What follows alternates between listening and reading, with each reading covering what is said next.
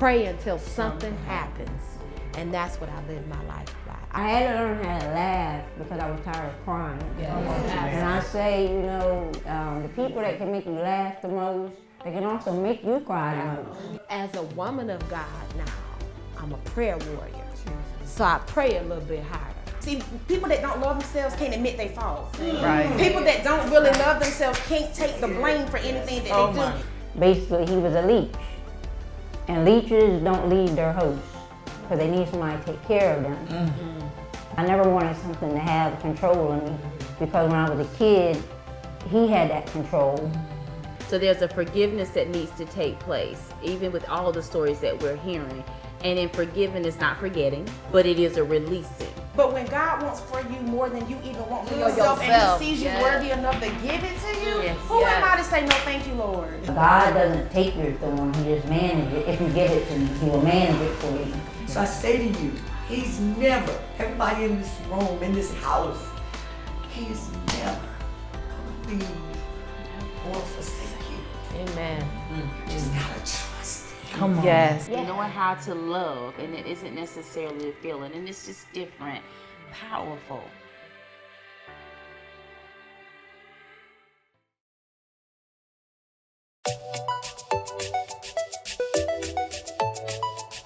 Shine, shine, all you gotta do is shine. In spite of all your worries, you gotta tell your story. Shine, shine, all you gotta do is shine. 'Cause when you tell your story, you're giving God the glory.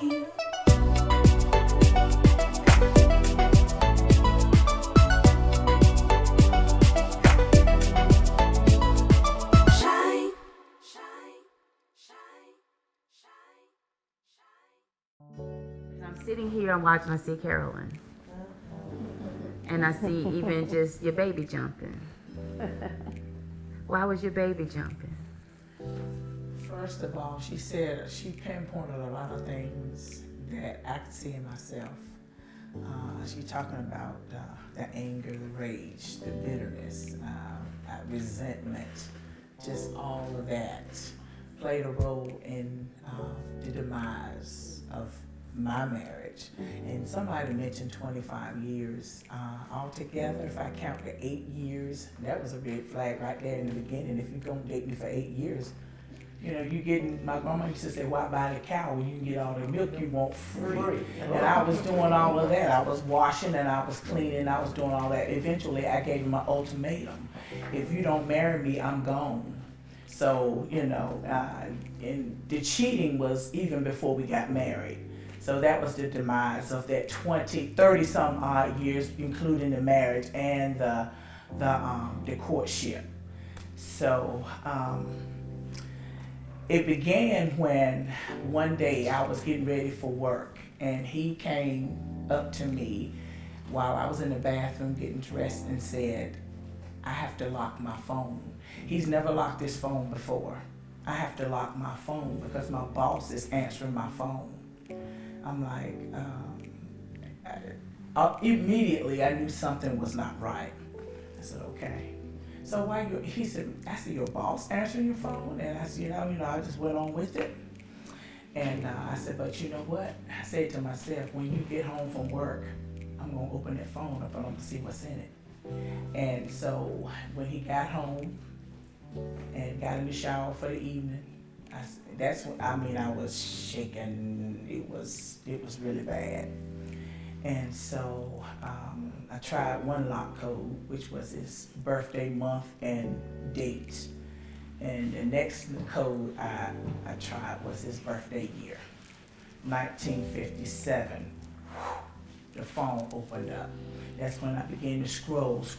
I know it's something in here, I'm gonna find what it is. I couldn't find any text messages because he had already deleted them.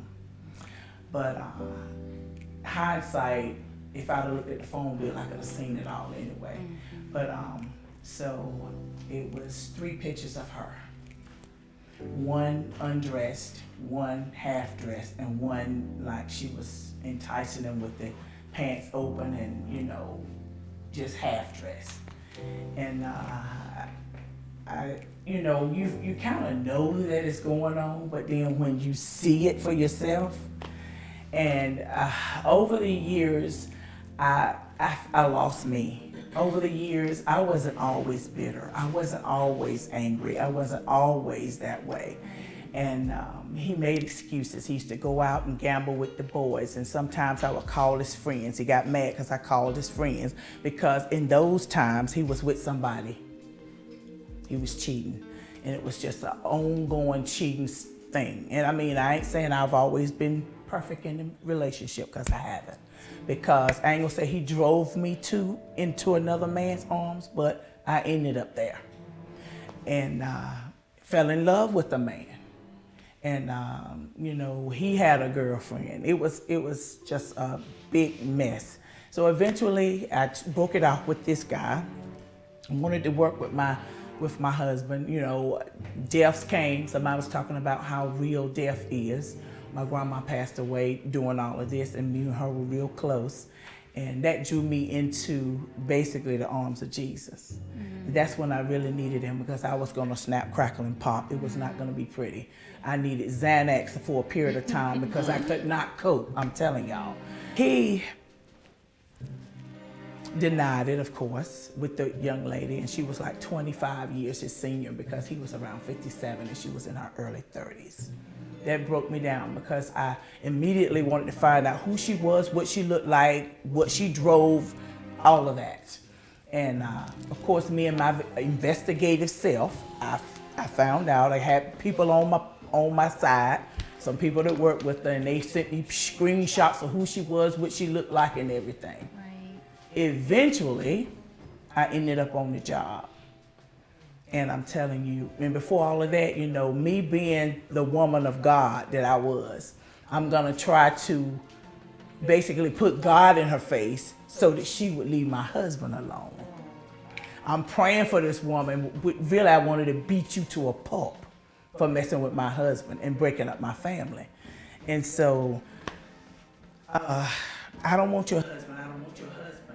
But every time I look at the phone bill, y'all still communicating, y'all still talking. And so I found out, that she worked with him, and I went to the job on the Mercedes. I thought that was the big thing, because he bought that for me, which he has the car now. So it really wasn't for me, it was for him. And I got behind her. I looked at everybody that walked, drove off of that parking lot, because I wanted to see her, because I knew what she looked like. And so I ended up getting behind her, and she went like she was going home, and it was a railroad track, and it was a train coming across the track. And so everybody was stopped, and she knew I was behind her. So she did like a 3-point turn going back the other way. Mind you, I had took the pictures. I had made 8x10s of all of these pictures, and I was gonna plaster them all over town, because I wanted everybody to know what this man had done to me and who he was doing it with. And so she was driving past, and she would never stop because she was scared. But I'm telling you, even though I was out of character in that situation, God would not allow me, because I would have went to jail. And I'm gonna tell you, it's unraveling. I would have went to jail because I would have beat her down for destroying my family, because that's all I ever prayed for, was a family. The picket fence somebody was talking about, and we had that. We worked hard. We bought the house, the picket fence. We had the cars, we had the children, and raising them and all of that. One day he was studying for his degree, and one day he was at the table, and I would not leave him alone. I said, I need you to tell me you love me. He couldn't say it. I need you to tell me that you love me. He could never tell me that he loved me. I began to break the centerpiece on the table.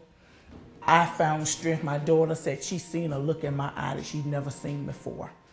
I knew I brushed up against him. Long story short, he called the police. I ended up being arrested for assault. Taken down, handcuffed, my God, to the precinct. mug shot. My husband, the man that I birthed his children, that I did, I cooked, I gave him sex, gave him anything he wanted. And he took me there. He took me there. Time goes on. I enrolled in the nursing school. Children, I had both my children. One of my son was in college, and my daughter in 2013 ended up in college, and both of them in college. I'm studying for my RN because I was already an LPN. And mind you, with that assault charge, he was trying to get me to, he was trying to get my license revoked, my nurse's license. I had to write a letter to the Board of Nursing so that I would keep my nurse's license. And I kept them because of the situation. And so after that, you know, I went back to, well, I went to nursing school trying to get my RN. I wanted to better myself. He never wanted me to go back to school. He wanted to keep me in that place. You just keep your little LPN and you're gonna be just fine, just your LPN. But he's studying, getting more degrees and more degrees. All through our marriage, he worked on himself. He got his real estate degree. He got his Homeland Security degree. He got all of that, but he wanted me to stay in a place because he didn't want me to flourish. So that year, 2014, he walked out. My daughter, he walked out. I didn't make nursing school, and then the job, my LPN job that I love so much, I ended up losing all in 1 year. It put me in a place of depression. It put me in a place that I just didn't think I was gonna make it, Tonya. And not even to mention, I went to jail another time. That was the time when I walked in from nursing school. I was studying. That was right before I lost the LPN the RN by 2 points. And this is before he left? This was before he left. I walked in the house. I had just left clinicals, you know, and we left early. I said, you know what? I'm gonna go around the house and just see what's going on with him. And he was in there exercising, and he had purchased another cell phone. So he would leave his phone unlocked, the one that I knew that he had. So, okay, yeah, here's my phone, you know, I got it unlocked. But he had a brand new phone that he had had over a year that he was still talking with the owner. Yeah. And that's when I snapped. And the t-shirt he had on, I don't know where the strength come from, but I ripped it completely off of him. He was running out of the door. And that was the character that I had came to because of the cheating. I'm not gonna blame him for my character, but I could have got out of it way before I did. But anyway, he ended up walking out, and I can tell y'all this, that was the best thing that happened to me. But before all of that, before I got to the place that I am now, I was depressed. I would go to work smiling, somebody would say with the mask. Masquerading. I had a big mask on. I'm telling you. But my sister said to see you in that jumpsuit, sitting in the courthouse, I mean twice. My husband did that to me, and I'm still willing right now to take him back. I'm wondering, am I crazy? Because one of my leaders in the church said that God is gonna restore your marriage. I'm like, how in the world am I gonna trust this man again, even if it happens? But I have not dated. He's gone on. The one that he was hanging with, it's been 2 or 3 or 4 after since her. Yeah, 2 or 3 or 4. And one of his friends even told me, he said he don't know what's wrong with women. But there's a lust demon that is plaguing that man. And it plagues a lot of men. But you know what? Even in all of that, I know he has to find God for himself. And that's my prayer. My prayer is that God will arrest him in his spirit right where he lay. Because I know who I am now. Because he in the cheating and feeling like I'm not worthy enough. I wanted to compare myself to the light skin because, you know, it's like every woman, when we go to town or somewhere, go shopping as a family, I could see him. His eyes were always roaming and looking and undressing women with his eyes. I could see that. And that, my self-esteem. And that's kind of what I even wanted to ask now, even saying, is just as we all listen and you share, its impact on you? Because I'm hearing a lot, and even as you talk about the things that you all have divorced now. No, Is that ma'am. right? No. Okay. So you're just separated. The saga goes on. We're in court right now. Yes, You're ma'am. in court now, but you're also saying, I really want my marriage.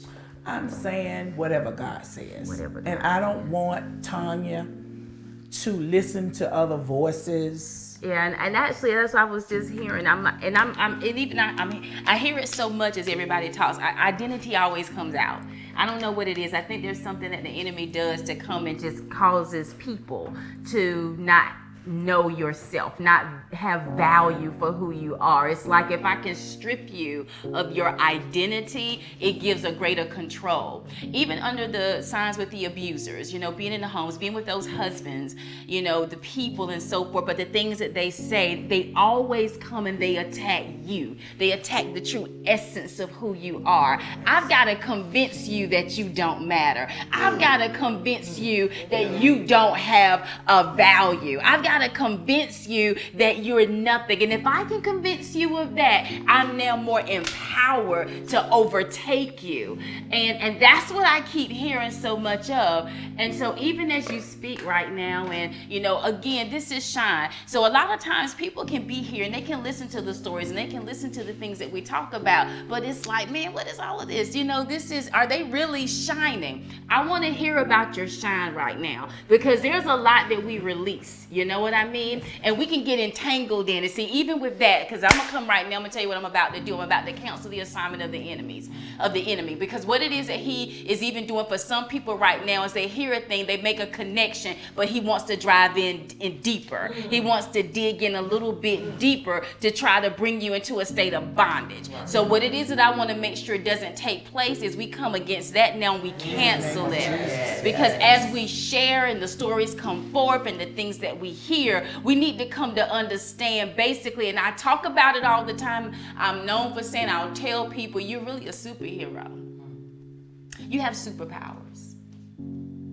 To be created in the image of God, which means what he breathed the breath of life into us. And being created in his image, it gives us abilities that many people aren't mindful of, down to the very words that come out of your mouth. Come on, Tonya. Lord God help. How many of us would look at growing up and you looking at cartoons and you see them two twins and they come together and say, what were they? Wonder Twins, activate. And they pound their hands together and all this stuff happens. You see Wonder Woman getting into an invisible jet. Y'all hear what I'm saying to you? I'm being real right now. See, that you can't even create things like that without the ability to do so. I hope y'all are hearing me. Yes, God. You can't even create that.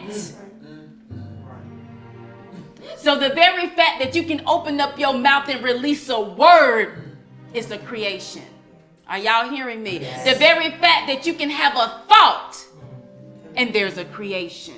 Are you hearing me? So as people, as you listen, as we share the stories, as we listen one to another, as other people listen to us, we really want you to catch something, because the enemy, he is so manipulative and he's so cunning and so cunning that his desire is to still penetrate the mind, to strip you of who you really are, so that you can try to come into agreement with the disguise, with the lies and everything that he wants to plant inside of you. I'm asking that not take place. All right, Tonya. I want you to know who you are. I'm wanting you to walk out the very essence of your power, your capabilities, your abilities, and I need you to know that that is the true identity of you. So the bitterness that came up, Jesus, the pain that came up, the hurt that came up for you, I want to hear from you now. And I'm so grateful for the realness. I'm so grateful for the transparency and everything even now, because even as we're here together to share, because we want healing to take place, I also want to see some healing take place even now as it's being done. So I'm talking to you now even as a sister. I sit up erect. My posture has even changed a little bit, because I want to know where you are. And as we talk to other people who listen, I want them to get the same thing. I want them to know, I might not be feeling so, but let me see what to do right there in the moment. Where are you Is there a need? Talk to us about Miss Carolyn. Miss Carolyn is still healing. Miss Carolyn is in a better place now. Miss Carolyn absolutely loves herself now. Miss Carolyn knows that she is enough.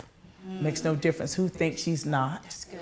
And like Maya Angelou says, still I'm rising. I'm still rising because not to put my career, but God has shown me there is something in you. There's something special in you, and you have something that people need, because on a daily basis I have to minister to people. And I just bless God because even, you know, we can still, like I said, I'm still healing, but you still can allow your light to shine to help others in their situations as well. Because I know now my daughter looks up to me. She said, Mama, you are so strong.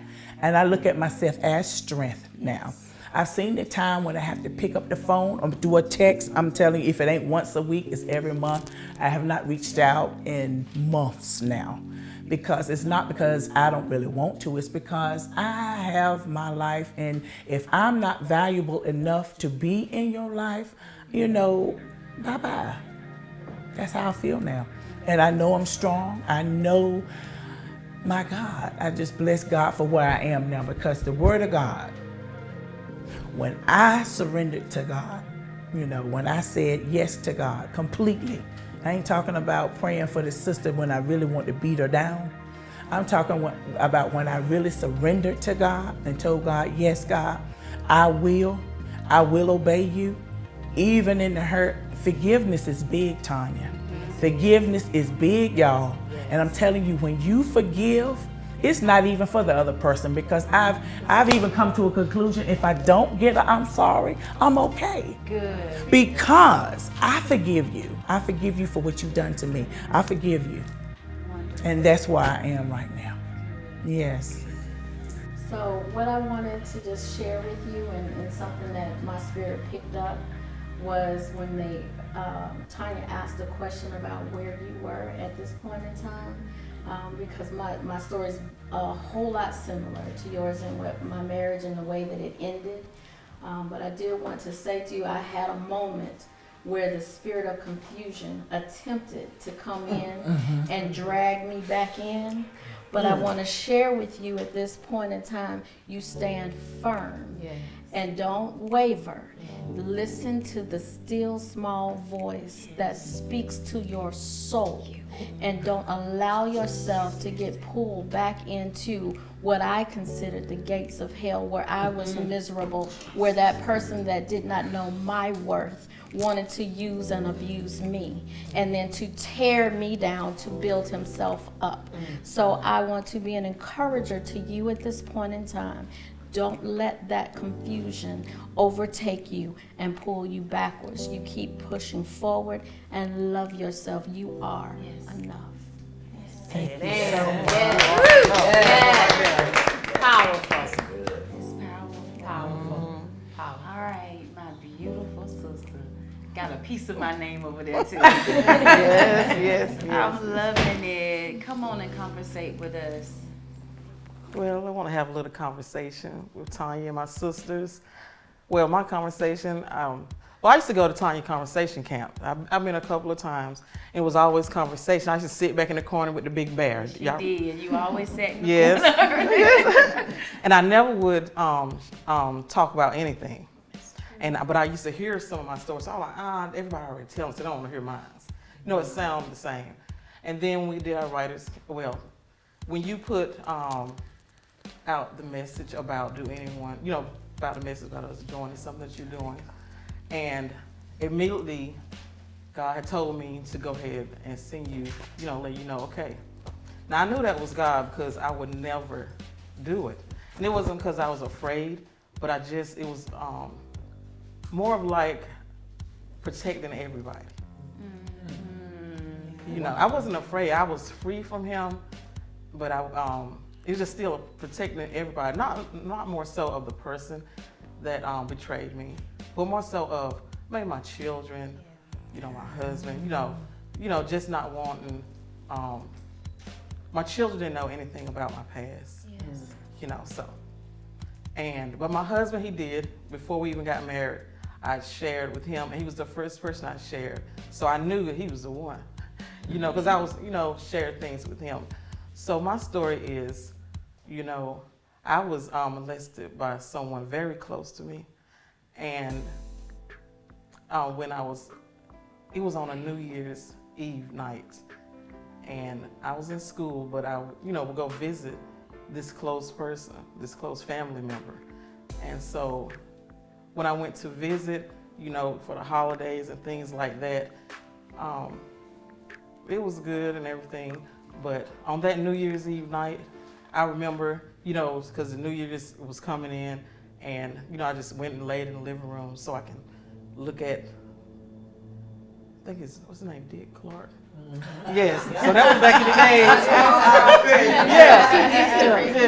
Yes. So I went in the living room. I didn't go in my room, you know, to look at Dick Clark, you know, the ball jumps, you know, because I was home alone and with this person, this very close family member, because, you know, the other family member had to go to work at that time.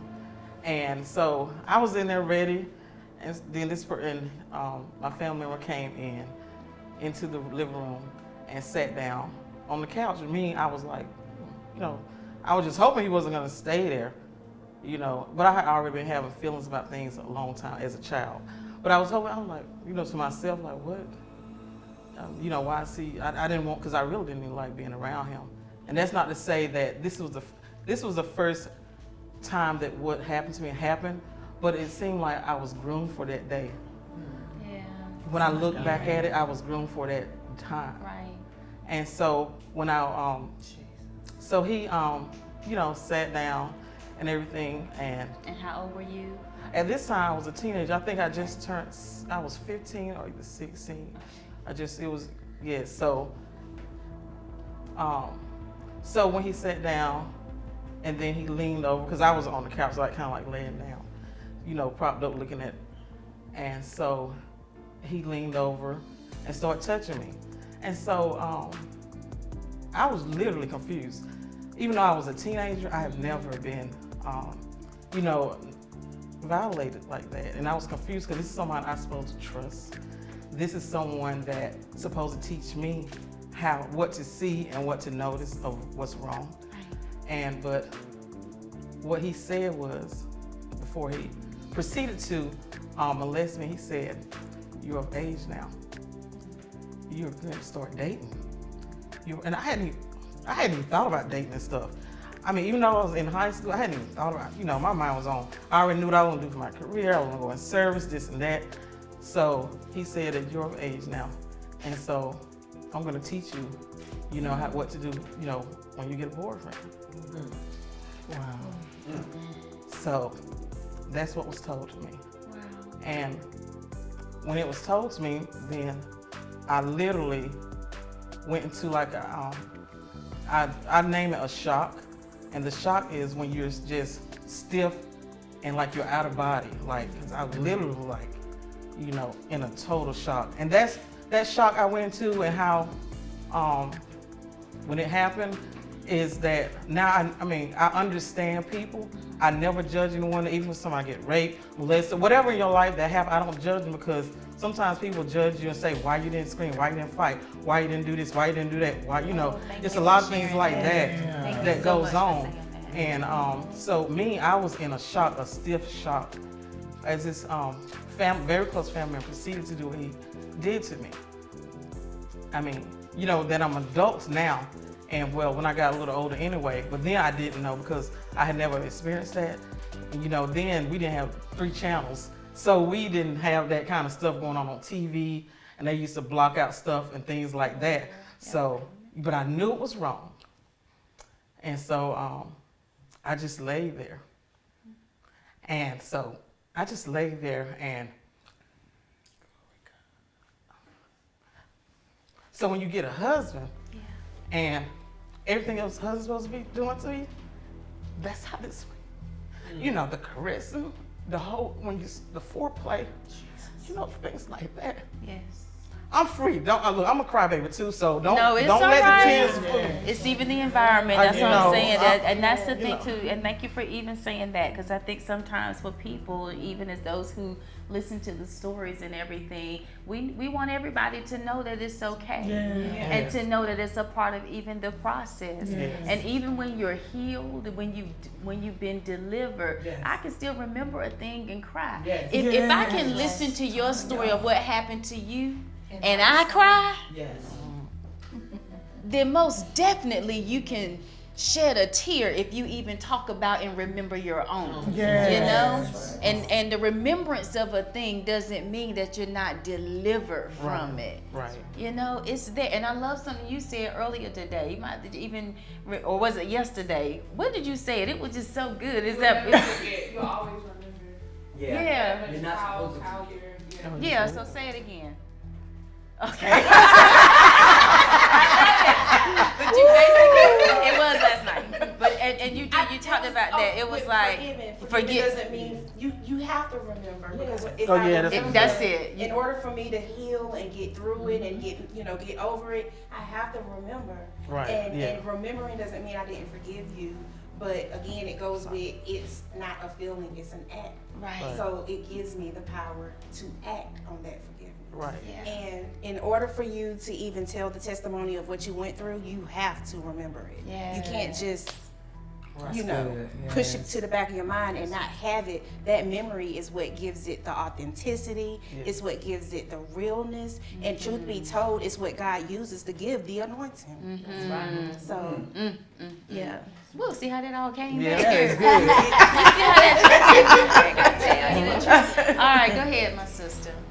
So, so like I was explaining to you, the things that, so with that, the things that he did to me, I mean, he didn't just go into molest me. He, like he said, he was gonna show me, teach me what to do.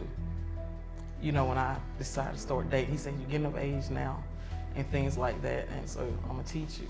How long did this last? What you mean? Was it one time? Oh, I'm getting one time, and I'll let you know how. Yes, for that point. But before that, it was like I said, I was grooming up to that day. Gotcha. Okay. So at that time when it had happened, and the phone rung. Like I said, it was New Year's, so I didn't even get I don't even remember the ball dropping really. You know, that was to bring in New Year's for him. And so when the phone had rung and he got up, and when he got up and went to the phone, I was like, and I was laying there. I know it had been God that snapped me out of it. I got up and went to the bathroom. And I went to the bathroom to the back, and I just was in there like so scared. And, you know, I just looked at him, because like I said, he did things like, you know, grown people do with their wife and stuff. So I remember how my neck was hurting. I saw those hickeys on my neck and stuff like that. And so when I was in there, I was like, you know, I gotta get out of here. And so I was in that bathroom, and I was trying to think of something before he got off the phone. And I was thinking about, I said, maybe I can go out the window. You know, you thinking through your head, can I go out the window? And this was like really late at night. And we was in the country, so it was like no street lights and things like that. But I was like, then I said, if I get out, somebody might see me and bring me right back to the house, and I'm gonna really be in trouble. And you know, I don't know what's gonna happen to me, because I was afraid that something bad was gonna happen to me, or maybe I won't even be able to go back home. And so after I had talked myself out of going out the window, because it was really dark, I said I'll walk down the road, and it'll be, maybe I can go to the police station, because I knew where that was at. Maybe somebody picked me up, but like I said, I was afraid, because everybody, you know, in the country, everybody know everybody, and they're related. So it was nobody else I could go to ask for help. I thought that out too. So when I found out it was nowhere to go, I had to go back out. And so when I went back out and went back to the couch, and he was still on the phone, and then he hung up, and he came out, was leaving out of the kitchen, and I was just like in a blank stare. And he said, "What's wrong with you?" And I just looked at him, and then he said, "You know you liked it." So, you know, and you know, God just saved me from there, that he left and went on in his room then after that. And so the next day, you know, like I said, all I wanted to do was go home. I was just scared. I got up that morning, and you know, I went in and slept on the phone, called my mom. I was talking so low, trying to tell her, come get me, you know, but I couldn't get out. My mom didn't drive, so just, could you get somebody to come get her? I was trying to tell her, but I couldn't tell her everything, nothing what was going on, because I was afraid if they heard me, I would never go home. You know, because this guy this close family member was there, and you know, his parent was there then by this time, so I was afraid of the parent too, his mom too. And I knew if they knew I was gonna get free and tell it, you know, I didn't know what was gonna happen. Gotcha. Yeah, so I had to hang up the phone real quick. I said, I gotta go, because I heard his mom come. I didn't want them to hear me telling it. And so the Lord sent his sister by the house that day.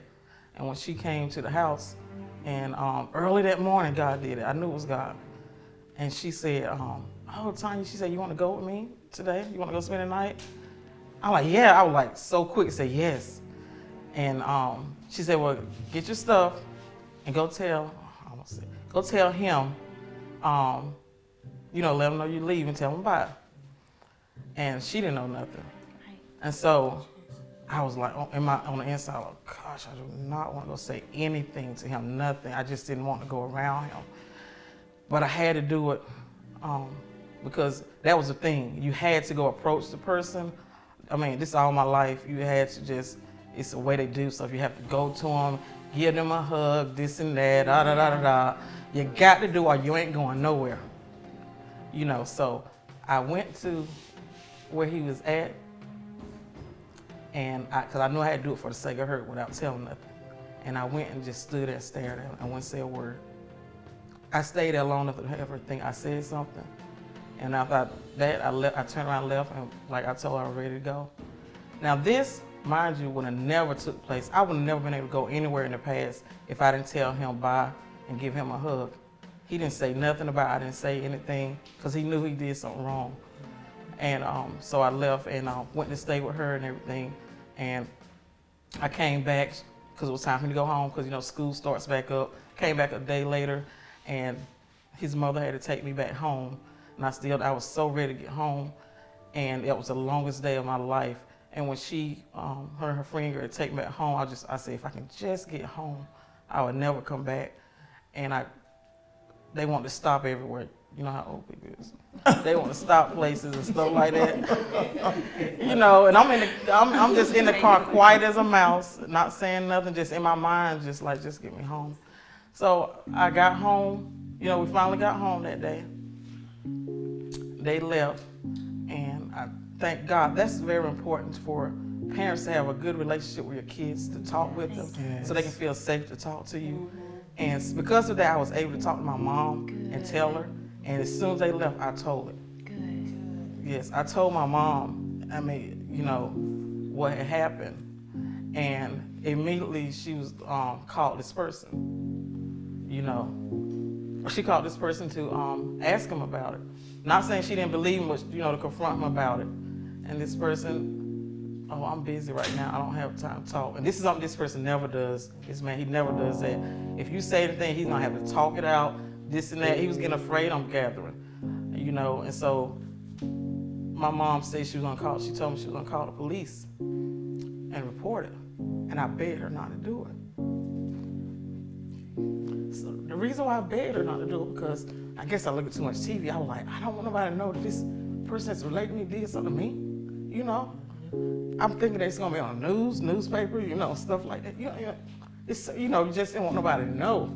That was me, that this person did this to me. I'm like, wow, you know, this close family member of hers did that to her. I didn't want to know. I'm in school and stuff. I didn't want nobody to know that. And so I had to beg her not to call the police. I said, please don't call, please don't call. So as the night unraveled, it was getting late.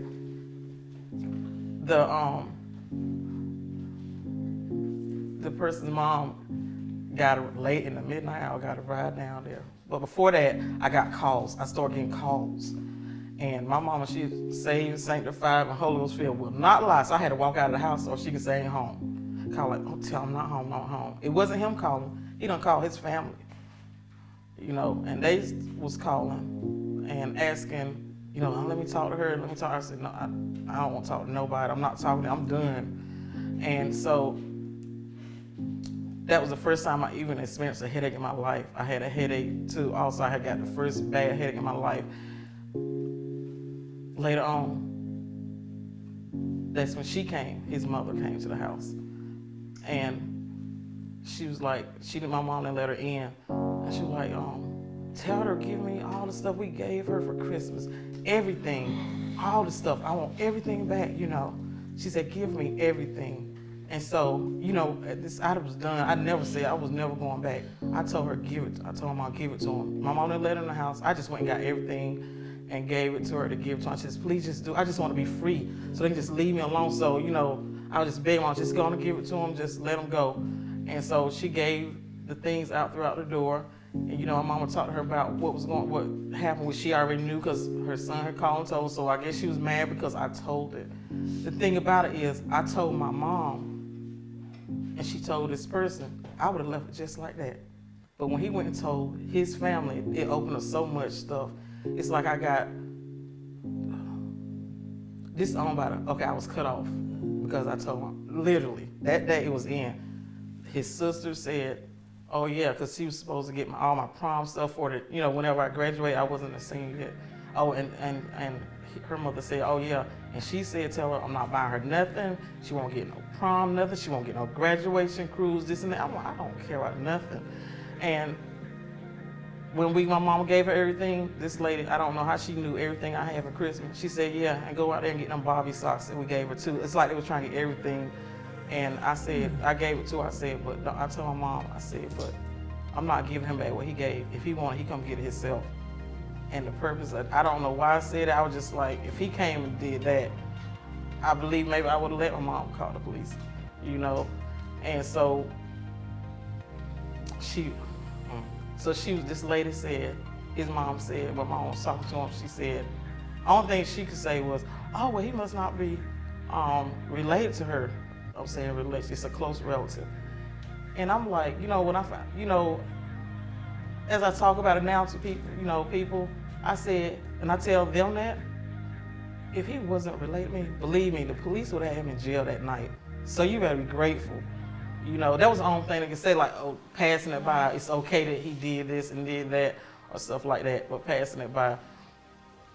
So I just, like I said, I gave it, and that was a cutoff, and then it was, when the year passed, I had to graduate from high school, I'm fast forwarding. I didn't talk to him anymore, like I said, it was just a cutoff. And then somebody gave him a graduation ticket. I was like, felt like I was just free because I didn't have to deal with him anymore. Graduation ticket somebody gave him.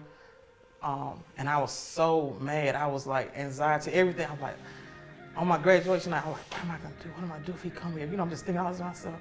And then I flash back to, as growing up, you have to go say something. You got to go hug. I'm like, oh, I know I'm not gonna hug. I'm just saying all this stuff. I can't even enjoy my night because I'm afraid he's gonna come there.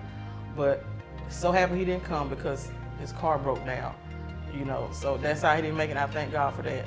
So it's been several years ago, and I'm so grateful to hear that you even talked to your mom about it in that moment, and even out of that to hear the different things that took place and the hurts that came even from the others and families and so forth. But then also to know that you had the support of your family. Yes. You're here with us now, so you're sharing. Is this your first time coming out? I know with your husband, but did you also talk about this now? Why now? What is it that's helping you to shine through at this moment through that adversity? Well, I always knew that I would talk about it, and I have shared it with a few people, but not like this in a setting, telling the world and things like that. But you know, God just freed me up and let me know it was time. And you know, I always knew it was gonna be a time. And I have even had opportunities with nobody knowing what happened to me to, you know, be an opportunity to speak about things that happened in your life, but I never would do it until this time. And that's why I said I know it was God that wanted that. And my main thing about it, I didn't really, when I wrote the book, I didn't want to focus on what happened to me, because I was given this predator man that was very close relative to me, so much still control of talking about that. And my main thing was, but I had to tell it in order for people to see about the forgiveness part. And that's why I did that. I had to share that so they can know what I forgave for, because I know people that this had happened to, mainly kids, and people that are still not saying something, afraid to tell it. And so I just knew it was just time. And what you were saying a while ago, well, let me back up. I have to tell you about the forgiveness part.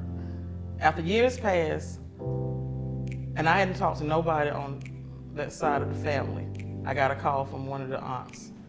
And, you know, she was okay. You know, she called me, and my grandmother on my mom's side said, somebody's on the phone, because they didn't have my phone number no more. And I was like, oh. When she told me who it was, I was dreading to go talk. I didn't, you know, because I'm thinking about, these people cut me off, they're gonna just talk about me. I'm grown now, so I don't have to talk to nobody. I went on and did it. Thank God I did, though. She was calling me just to tell me about, you know, she was finally having a baby, this and that, you know, all this. And then she had, I had asked her about I had asked about this person. And I asked about this person. I asked for his phone number.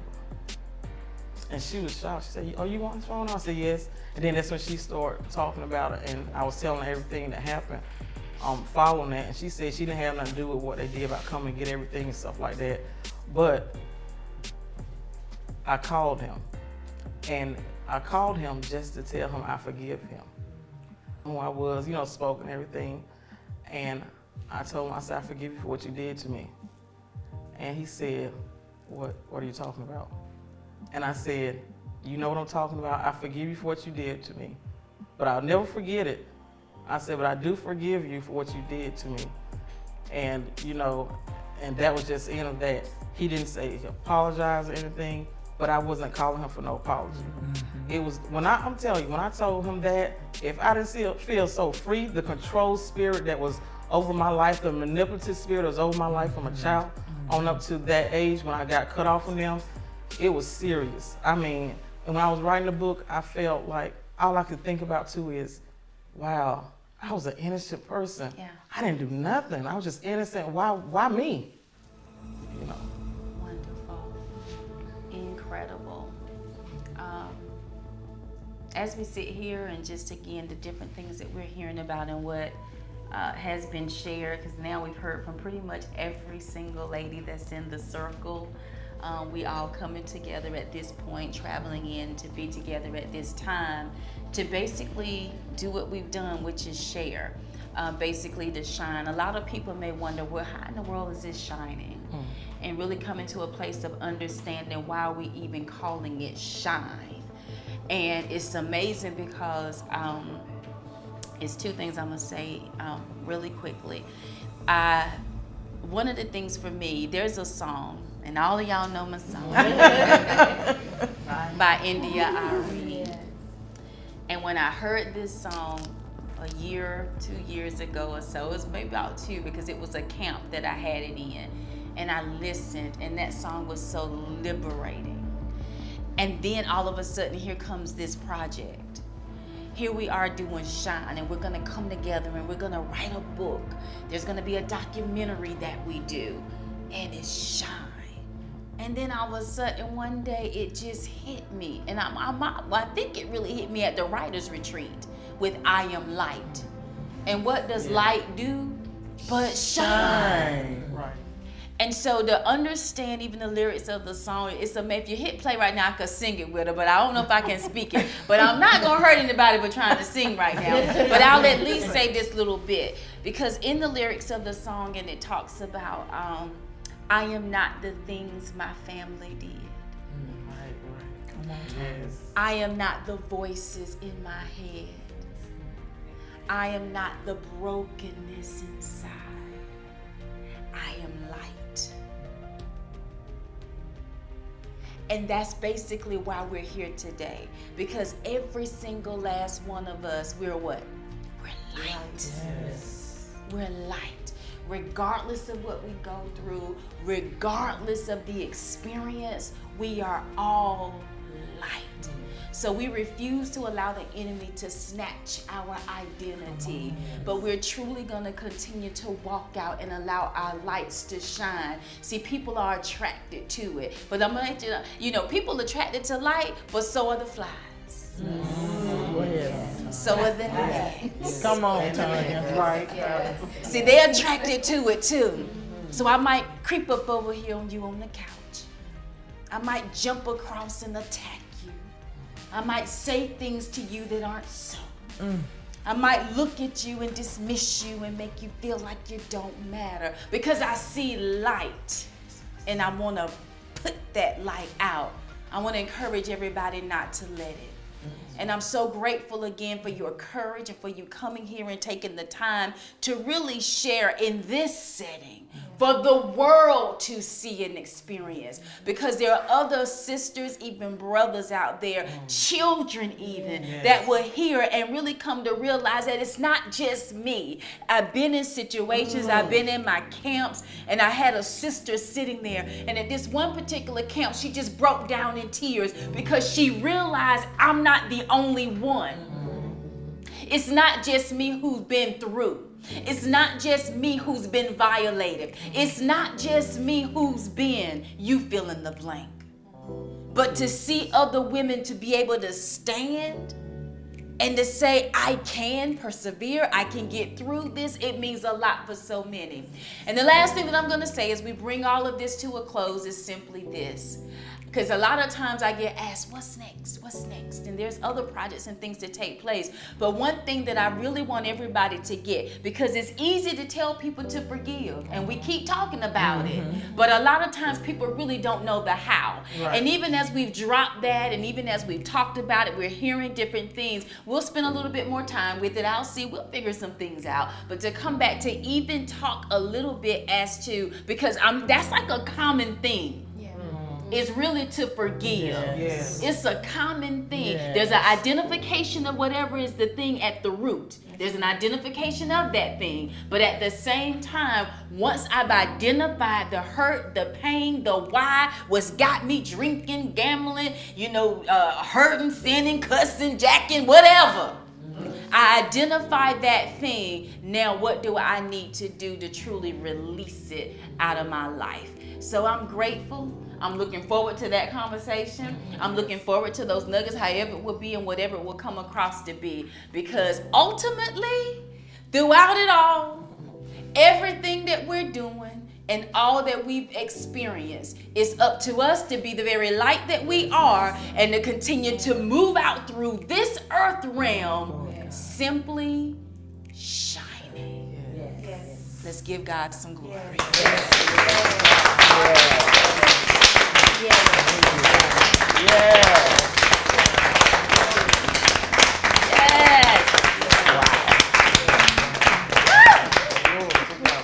I want to thank you so much for joining us, spending your precious time with us. And what we all want you to remember to do is shine.